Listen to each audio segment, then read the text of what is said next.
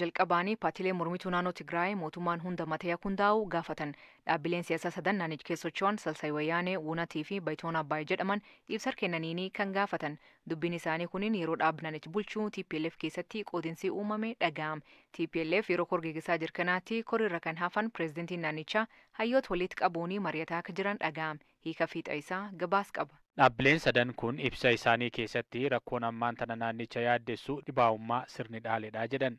Rakkoo TPLF keessatti dhalate kanaan dhibaa'ummaa barootaaf tuulame jechuun ibsuun dhaabichi ammas gateettii uummataa irra taa'uun itti fufuuf qabsoo du'aaf jireenyaa gochaa jira jechuun qeeqaniiru. Kanneen irraa ibsa kennan keessaa tokko ergaa ijoo isaanii akkanaan ibsan. ትግራይ እንትትፈልጥዎ አንጻራዊ ዝበሃል ሰላም እውን ኣሎ ናይ ሰላም ውዕል ኣሎ Akkuma beekamu eega waliigaltee Piriitooriyaatti Tigraay keessa nagaan bu'eera. Waliigalteen kun faayidaa nuuf malu argamsiisuudhaas baatu yoo xiqqaate waraana akka dhaabatu taasiseera. Amma kan nagaa jeequu fudhatama hin qabu. Uummannis dura dhaabbatuu qaba. Rakkoon kan madduu sirna keessaati. Akkuma kana dura irra deddeebiin dubbanne paartiin tokko yeroo dhukkubsatu mootummaa waliin hin dhukkubfanne hundeessutu barbaachisa. Mootummaan kun immoo TPLF qofa osoo hin taane paartii hundarraa walitti dhufeetu hundaa'a. Uummati kan hirmaachuu danda'u mootummaan hunda hirmaachisu gaafa jiraattedha. Waamichi paartilee kanaa kan dhaga'ame aangawoota TPLF gidduutti wal qoodiinsi dhalatee korri waliigalaa hunduu irratti walii hin galle gaggeeffamaa wayita jiruttidha. Korri kun aangawoota olaanoo dhaabbatichaan qofa fudhatama kan dhabe osoo hin taane boordiin filannoos ejjennoo amma gaggeeffamuu hin qabu jedhu qabateera. Dhaabbileen sadan dhibdeen aangawoota TPLF gidduutti dhalate uummata naannichaa yaaddessuu himaniiru. Aangoof jecha Atakaaroon Maqaleetti adeemaa jiru gara waraanatti ce'ee gaaga'ama akka hin uumne uummanni yaaddoo keessa jira jedhaniiru. Dhaabbileen sadan kun pirezidaantii naannichaa obbo Getaachoo Raddaa dabalatee miseensonni giddugalaa 17 irraa hafaniiru. Ammoo guyyaa kaleessaa eegalee hayyuulee waliin hiree Tigraay irratti mariin akka eegalee gabaafameera. Marii kanarratti aangawaa biraan naannichaa Jeneraal Tsaadiqaan Gabrasillaasee fa'ii keessatti hirmaataa jiru. Paartileen mormituu Tigraay yeroo mootummaan ce'umsaa haa hundaa'u jedhanii gaafatan kun kan duraaf miti. Yeroo waraanni naannichaa goolaa turettis gaafata akka turan ni yaadatama. Torbaan kana Masriif Soomaaliyaan waliigaltee waraana raawwachiisuu isaanii ifaatti labsan. Masriin Soomaaliyaa keessatti waraana isii bobbaasuu fi yaad qabdi. Waan kan Soomaaliyaalleen hin feeti. Erga Itoophiyaan bulchiin Soomaliilaand ka Soomaaliyaan qaamkii jechu waliin waliigaltee ulaa galaana raawwateen booda Soomaaliyaan biyyoota Itoophiyaanii hariiroo cimaa waliin hin qabne waliin hariiroo cimsachaa jirti. Waraanni Itoophiyaa biyyi isaanii keessaa bahu ka gaafatte Soomaaliyaan waraan Masrii maaliif simachuu feeti? Masriin ammoo maaliif kan barbaadde? Masriin Soomaaliyaatti waraan bobbaasuunoo Itoophiyaa fi biyyoota ollaaf maal akeeka? Siyaasa ganfa Afrikaa itti dhiyeenan kan hordofan Matt Bryden deebii kan kennan. Well, Egypt is a long-standing partner of Somalia. Masriin michuu Soomaaliyaa kan bara dheeraati. Soomaaliyaanis miseensa gamtaa Afrikaa fi liigii Arabaa waan taateef Masrii waliin hariiroo seena qabeessa qabdi. Kan nama ajaa'ibu garuu yeroo Masriin deeggarsa itti dhiyeessitedha. Masriin waggoota kurnan sadan darbanitti Soomaaliyaaf deeggarsa xiqqaa taasifte. Kanaaf fedhiin Masrii wal dhibdee hidha haaromsa guddicha irratti Itoophiyaa waliin uumamerraa kan ka'u fakkaata. Akkasumas Soomaaliyaan dhuma bara kanaa yeroo ergamni Afrikaa amma jiru xumuramutti loltootni Itoophiyaa akka ba'an barbaaddi. Masriin qaama jijjiirraa ji'oopolitikaa ta'ee ergama Itoophiyaa bakka buusuuf waan dhiyeessitu fakkaata.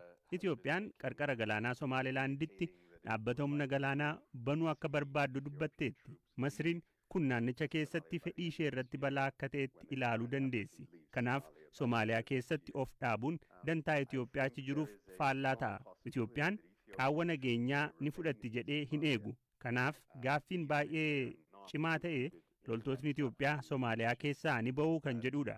Waraanni Itoophiyaa ergama gamtaa Afrikaa itti aanu keessatti hammatamuu baatus Soomaaliyaa keessa turuuf carraa guddaan jira jedhee yaada. Itoophiyaan Al-Shabaab loluu fi naannoo daangaa irratti eegumsa gochuuf Soomaaliyaa keessa hafuuf sababa mataa ishee hin qabdi.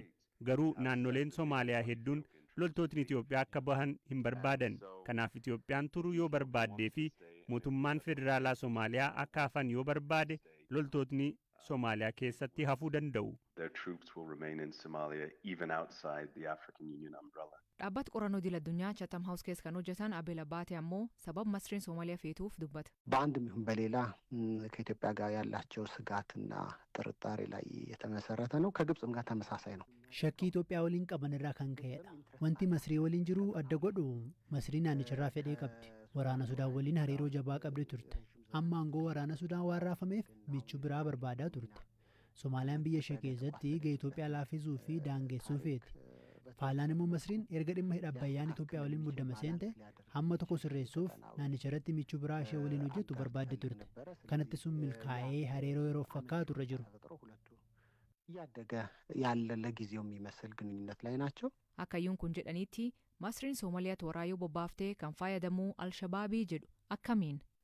ኤክስፕሊሲት አይደለም የሶማሊያ ጥያቄ ግን ትልቁ ችግር ምንድነው ሊሆን የሚችለው? Gaaffiin Somaaliyaa waan ifatti dhiyaate miti. Amma rakkoo guddaa kan ta'u xiyyeeffannoon Somaaliyaa fi biyyoota biroo Alshabaab ta'uu dhiisee wal harkisooteera. Sun immoo Alshabaabiif haala mijaa'aa uuma. Si'achi erga waraanni Masrii bobba'ee booda yaaddoon ijoo Itoophiyaa Alshabaab qofa osoo hin taane Masriis ta'a jechuudha. Xiyyeeffannoon dura Alshabaab qofaaf tures akka qodamu godha. Somaaliyaafis ta'ee waraana Masriifis akkasuma. Wal harkisoon kun immoo qalbii tokkoon xiyyeeffannoon isaanii shororkeessummaa qolachuu irratti akka hin taane taasisa. Kun immoo daangaa banaa kiiloomeetira 1700 dheeratu Somaaliyaa waliin kan qabdu Itoophiyaaf ni yaaddeessa. Nageenyi Itoophiyaas balaaf akka saaxilamu taasisa. Furmaata guddaa kanatti fakkaatu biyyoonni lamaan walitti bu'iinsa irraa of qabanii waliigaltee lamaanuu fayyadurra ga'uu qabu. Sababni isaa haala amma jiru lamaaniifuu fayyadu. ውሳኔዎችን አሳልፈው ይሄ የጎንዮሽ መጓተትና ፍትጊያውን ማቆም አለባቸውና ምክንያቱም ቦረናatti dhibaayyuun mootii jilaatii jedhanii amanan. Kanaaf jecha bakki kennamuuf guddaa ganni dabree bonii waan jalqabuu fi ammaan duuba loon bisaan eelaa dhuguu galu. Akka aadaatti ammoo adoo dhibaayyuun saaqamini bisaan eela loon obaasuun aadaniiti. Kanaaf booranii dhibaafachaa jira. Waayilii keen maatii olaanaa manguddoo aanamiyoo kakalee dhibaafatan dubbis. Abguyyoo godaanaa akkan jedha. Dhibaayyuun tuni galata waaquma galchanii yoloon dhalanillee aanakkallee keessanii dhibaafatanii mardotiillee waan jiitu kan cufaa deemanii dhibaafatanii waaqa kadhatan. Wanni kun marratisaallee nageenyallee waan cufaa dabsaa'edhan. Waan duruyyuu itti fidamanii dhibaayyuun nam dhiiraaf ta'a namni uwwaalleen kisebaa qaba malee cuf hin ba'u. Dhibaayyuun tun waan marratisaanillee akka Oromoollee waan cufaa fuudhadhanii ba'an. Waggaatti si'a tokko? Amma waqtii gartee ganni roobee caabe ka agayyin gahin gizeloon eelatti jankana gize ammoo bona gayyaallee abraasa jedhani yoo abraasa kan keessa ba'anillee hin ba'an. Eenyu faatu baadhi baayyuu wanni sagantaan achirratti ta'u maal faadha? Jaarsaa ijoollee nama diqqaa kan cufu walumaan ba'an oolaallee fudhatanii oolaallee cuf fudhatanii. Sagantaa achirratti ta'u meenatti maaltu godhama achitti? Achi wanni godhama kadhuma waaqaas godhama kadha waaqaas godhama korma korbeessidhanii achi kadhatanii nuu kenna jedhanii nama korma korbeessi akka jilaa qalhaa akka aadaallee achuma kadhatanii waan nageenyaallee waan qubayyuu achuma midhaaffatanii eebbaa wa kadhatan malee wanni addini raawwatochi hin jiru. Lafa eelaa sanitti wanni godhamu maali? Qophiin godhamu? Qophiin itti godhamtu aanan fudhattee oolaa fudhattee horooroo lichoo fudhattee waddeessi fudhattee kanaan jaarsi mataa buufata horooroo fudhataa namni mataan buufatiin daanni jedhani kayoo ilmi dhalatee fudhataa akkasitti ittiin deeman. Wanni jedhamu jira sagantaa sanirratti? Baatee dooyyoo roobaan fiigalee abraasaan gatooma roobaan fiigalee kanuma. Bakki itti dhibaafatanoo bakkuma tokko waggaa waggaadhaan bakkisaa? Fula shani jaalleettiin dhibaafatan fulaa shanii dhibaafatan. Fulaa eelli jiru hundatti? Fulaa eelli jiru hundattuu irra martee dhibaafata. Waaqa nagaa nu guutu. Marra bisaa nu dibees akka bara kallee dhibaafanna. Barru fullee nu hungayi jedhaniitti dhibaafatan. Dhibaayyuun eelaaf marra kuniin akkuma dhibaayyuu malkaati. Dhibaayyuun aadaa kadhannaa waaqaa kadhaloota dhalootatti darbaa dhufee jedha Abkule Boruu. Dhibaayyuun bifa lamaan jirti. Tokko dhibaayyuu hoolaan ba'anii jira. Dhibaayyuu hoolaan ba'an kana nama dhiira malee dubartiin keessa hin jirtu. Dubartiin marmaatti dhiirsowwan dubartiin marmaatti qaammoo hoolaan hin baane kadhannaa gumii ifiilleen hin baate walumaan kadhannaa baane. Ka hoolaan ba'an kun maali? Maaliif dubarri hin baane? dubartiin wanni isiin hin baaneef mana sun mana gartee namni kee jiru galan malee man namni kee hin jirre aadaan ittiin galtu yeroo dhibaayyuu galan sun yoo amma isiillee ka dhibaayyuu deemte taate garta maniinuu duwwaa namni keessa bahe aadaan dhibaayyuu haadha mana manaan lakkifte haadha manaa kakee jirtitti galti. Dhibaayyuu hoolaa maaliif jedhaniin maaliif akkas jedhame? Hoolaan wayyuu hoolaan yoo eel buusan suniin in elmanii daarbulaa gartee eela fulaan aanni gaati in elmanii yoo elmaan kaa waan jedhanii jira. Maal jedhan meenatti ma? Burk jedhanii akkasitti elmanii burqii suniin maddi gartee eela sun gabbise.